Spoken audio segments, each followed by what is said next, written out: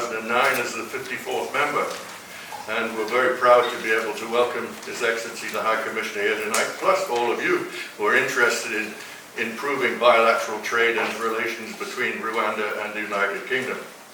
Art Power was registered in 2017. I co-founded it with Carl Boyce, and we didn't have to think very long about where we would put our first project and our pilot. We launched operation in 2018 with our first mini-grid, and this preceded a lot of the legislation that governs mini-grids in Rwanda. I guess the first lesson there is if you can align your business objectives to the objectives of the Rwandan government, then they will not stand in your way, and they won't allow lack of legislation or legislation to stand in your way. We subsequently participated in the formation of legislation to govern mini-grids, and we spent the next few years with COVID in the middle of it building out and expanding the grids that we have there. We've now got 4 grids serving about 10,000 people. During that time, we were working to what was called the National Electrification Plan. Try saying that quickly 3 times. That had an initial provision for mini-grids, and we were working along those against that provision. During late 2019, the NEP was revised, and it removed quite a lot of the provision for mini-grids. Now, I'm going to mention this for a number of different reasons. First one was that causes a great deal of problems. It's famously clean, it's incredibly safe. I am not allowed to take motos, my wife has banned me, so I walk everywhere in Kigali, and it's a beautiful place with beautiful climate for strolling. Yeah, so that's my Saturday. I tend to then fly home, and that is a week in Rwanda with what's not much more than a London commute at each end of it. I've managed to get from the apartment to London Heathrow before in a faster time than I've got from Heathrow to my house here. It's exceedingly convenient to work there now, and it's a lovely place to spend your time. Through my experiences, I have seen there's such a strong, vibrant landscape in business in Rwanda. I think that's the reason we are named the Singapore of Africa for its rapid economic transformation, through a testament of resilience, vision and determination of our people. As a nation, we have excelled through various barriers in history that I don't think most countries would be able to recover from. Our economic growth of 8% per year indicates we're heading towards the right direction.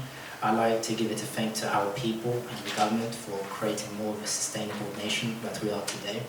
And our nation, again, has various potential within its markets, which I believe we can take advantage of, we can grow.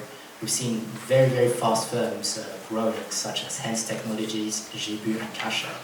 But I believe through our calibration of work and our expertise, our market share, we can create even an ecosystem with Manzi Finance. Not even just, I don't see why we can't become the new China. We can become the next WeChat, Tencent and many more. But that's the beauty of our journey through this country. Rwanda, and especially with Manzi Finance, we're not aiming to make a microeconomic impact. We're aiming to make a macroeconomic impact. We want to increase the employability, we want to increase the standard of living, decrease crimes in other countries through them having opportunity through entrepreneurship with Manzi Finance. We want to take advantage of the young female entrepreneurs, the youthful population, and even as we spoke about, the duolingual abilities of others. And we want that to be a gateway of success through Manzi Finance and through Rwanda. Very quick closing remarks. We're aiming to seize the opportunities that Rwanda presents. So I believe let us join hands together and celebrate the business which is available but all of that wouldn't be available without some financial help within ourselves. At the moment, we are raising our own capital. The aim within today is to find some potential investors or collaboration to excel that further. As we do believe we can make, again, as I said, an impact in Rwanda, but our vision is to make an impact within Africa as a whole. So that's the challenge. If now you don't want to invest in Rwanda yet, but I don't know if they haven't convinced you. But I think one thing they haven't touched on and that I can take advantage of, coming from International Women's Day, is that, and as the only female speaker tonight, just say the facts, because I see we are seeing minority in this room. 61% of the parliament in Rwanda is made up of women. 50%.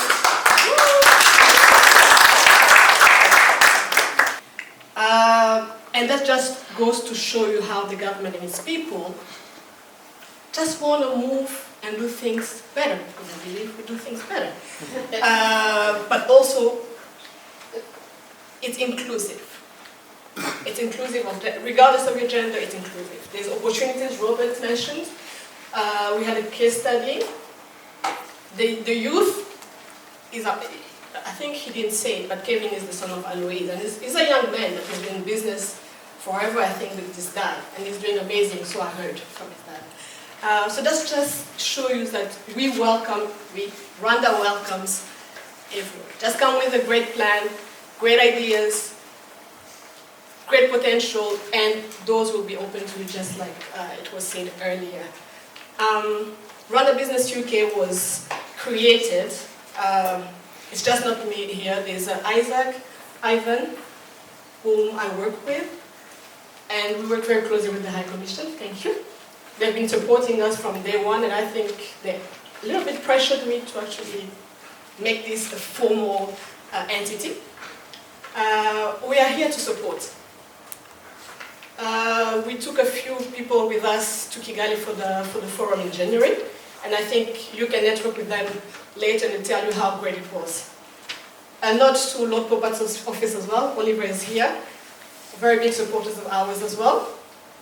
We are here to help people understand, get information, connect you with people in Rwanda, with people here that are interested in investing or doing business in Rwanda. I don't know if it was mentioned by Robert, but Rwanda might be small, but it's the perfect space for you to open a business and open doors to the rest of Africa. It's secure, it's safe, your investments will be safe, and we have Rwanda here to take you everywhere else in Africa. What best could you ask for? So I'm not going to take too much of your time, and answer questions later. 30 years ago, Rwanda, a combination of extremism, ethnic extremism, reckless government, and a reluctant international community that wasn't moving in the right time, combined to produce the worst genocide of the century and consigned our country to a failed state status. By the end of 1994, Rwanda was a completely failed state. 30 years ago, again, an ambitious, visionary, young and uniting government treated Rwanda as one big development project. And we haven't looked back. We're still running that development project. People come in and go, but the development project is on. You have seen the areas that Hale suggested, our priority areas, but Rwanda is generally a potential investment area. So it's not just agriculture and horticulture and critical minerals and manufacturing and construction, infrastructure and financial services only. It is, once you get there, each of these leads you to another investment area. Each of these areas is just a broad area. So while there are basic things that some societies have taken them for granted for many, many years, we are still struggling to give them to every child, every family, every woman, every man in our communities. And we hold it as a government that it is plain wrong not to have clean water, electricity, connection to the internet grid, immunization, proper school enrollment, nutrition to every family in Rwanda. We hold it as plain wrong. But you can go and get it one. So every Commonwealth member, every Francophone member, every African country, I think we're probably 169, 170 countries that we don't require a visa to walk. They just come in and walk in. Our young people, the same as young people across the Commonwealth, the same as young people across the world. If you want to invest in Rwanda, at least don't worry yourself. Don't wake up and think about corruption. So if you want to invest in Rwanda, you are certainly you will have that one-stop shop Hale talked about, and your business will run. You will start your business without going there. You receive your documents and everything at your address where you are putting up, and you start your business. And no official, private, public, military, police, anybody, no official will want an extra penny from you to do the things that the law obliges them to do for you. I know that in certain places of West Africa, certain places of Jamaica, as a returning resident, or if you're a resident, or if you're an African, there's a different price frame in those countries. So if I went to Jamaica as a resident or as a Jamaican citizen, I would not pay the same. I won't pay the same as the thing. So I'm trying to figure out how could we adjust that price for someone who's a returnee, rather than me having to take them to Uganda, which is $750 for the gorilla trekking, and not pay the $1,500, which I have to pay in Rwanda. So how could we address that? Thank you. Who would like to take it? That was to the High Commissioner, His Excellency. Well, I won't claim that I'm an expert in the pricing of tourist products, but let me say this, two things. Our tourism industry is based on a model, and that model is high-end. It hasn't always been that. It used to be, I think, a variety of things, and I still believe there is a variety. We will do a check and give you some feedback. I still believe there is a variety, but it is based on a model of a high-end model, so that first of all, we are able to keep it safe and secure and keep its value. But secondly, try to get a lot of value from the few visitors who come to visit, and try to plow back some of the money into the communities around. If you have noticed, those of you who have been to Rwanda must have seen that the money that comes into tourism, first and foremost, supports the communities around the parks. That's how we manage to turn around poaching. People were turned from poachers into protectors of the game parks, because poaching had been like a perennial problem for so many years, until experts say, look, turn these poachers into the protectors. Otherwise, don't think they are poachers who come from another country. They are these neighbors of the place. I think there is a variety of pricing, but I won't commit to the 750 or how less it can go, under 1.5. But I believe that there is a possibility to open up that. We will, if we have your contact, we will go with it and then do this follow-up for you and give you feedback. But this model, I think, is a model that is working for small parks, big value, in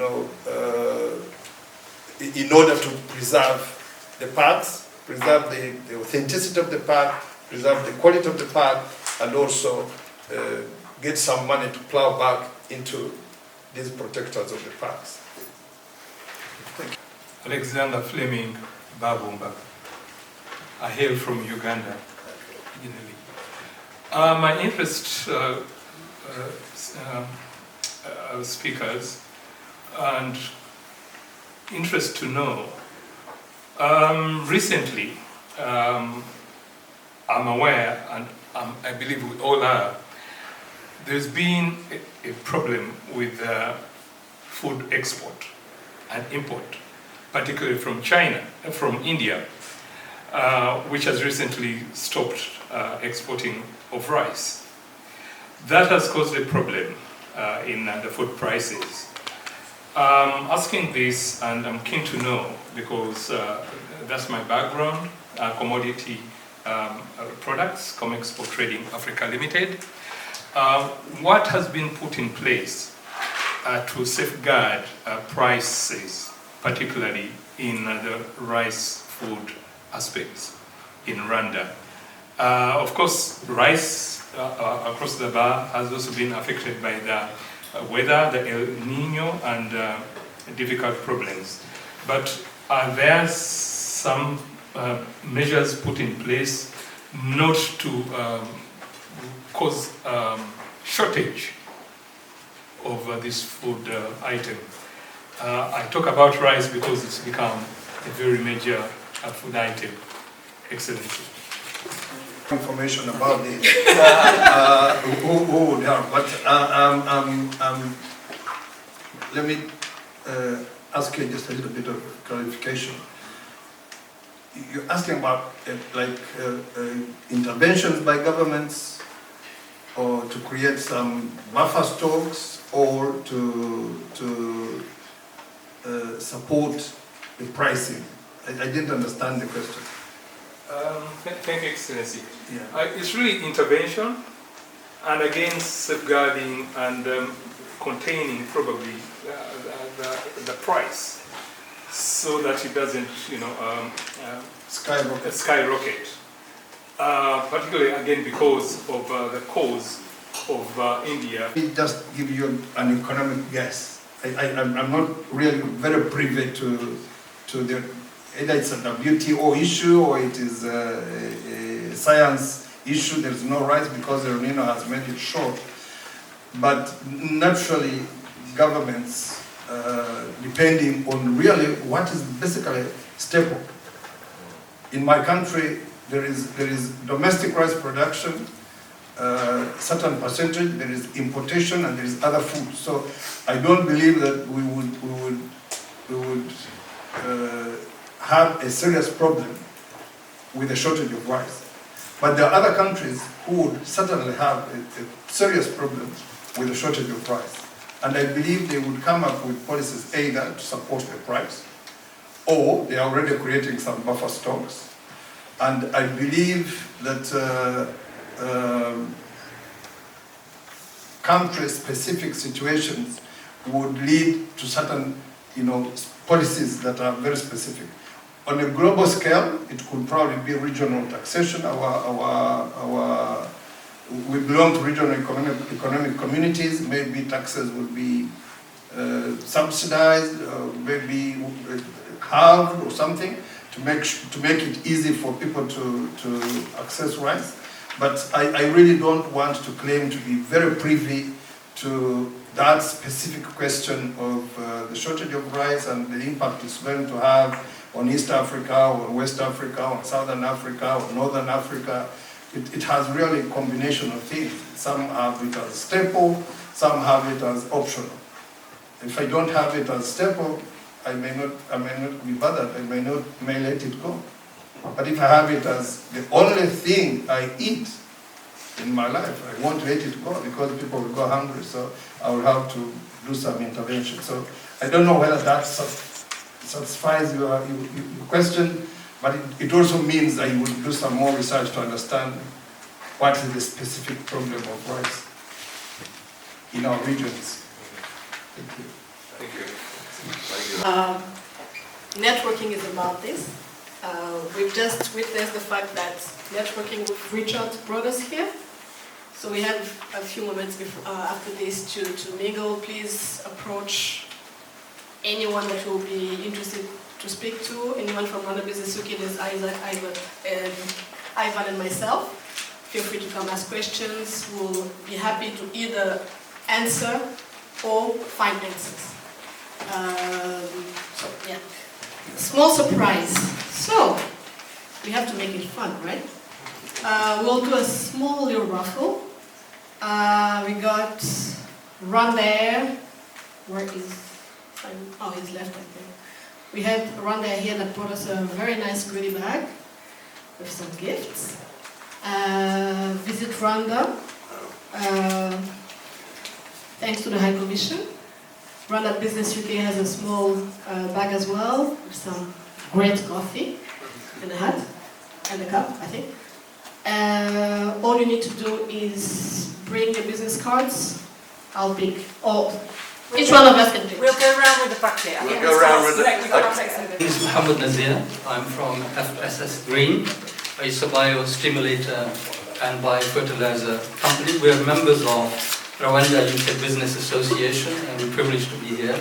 The good question is that normally when you go to other countries, I've worked quite a long time with UK trade investment. Normally local embassies in the countries actually facilitate quite a lot of these things. What I've heard from a lot of people who are represented here by businesses that you land in Rwanda, in Kigali, and then you do your business. So I just want to understand a business such as ours, which is trying to establish some work with farmers, try to help them with organic farming and give them organic products, to increase productivity, whether there is the capacity within your embassy to support what we're trying to do, to make connections so that when we go there, there is, a lot of feasibility and research that needs to be done. That's already done. You're there and you're connected. Simple. Thank you. Capacity at the mission, we are very happy to receive you and have a conversation with you and very quickly understand whom to connect with you, whom to connect you with in Kigali. That's one. Two, our Rwanda Development Board, which Hale talked about, is basically a one-stop shop. Why we say you do your business is because it is so easy to do it. But it's not because, when you come in, you are on your own. No. The Rwanda Development Board, when you walk in and you want to establish a business, what they do for you is take all your particulars and what you want to do and tell you what you need to provide, and you provide all that. Then they do the paperwork and footwork for you until you are registered. That's one. Number two, if you want to get into a specific kind of business, you also inform them, and then they will connect you with the right institution to talk with. Because if it is in science, bioscience, and energy or water or whatever, there is some institution in charge, and they will connect you with that. And what they do extra is to follow up and to keep in touch with you, so that what you are dealing with is going on seamlessly. And if in the end it is okay, you start your business. But in the unlikely event that in the end it's not okay for some reason, that reason should not be because we fell short on anything, on the process. Or, it should have come from some other cause, not because any of our institutions fell short. So there is all the support that you would want to get, right from the embassy. We would connect you to the right places, and when you get in there, the following morning you go you get there in the morning, you get there at 7 in the morning. So by 9 or 10, if you want, You go for jogging. you go for that.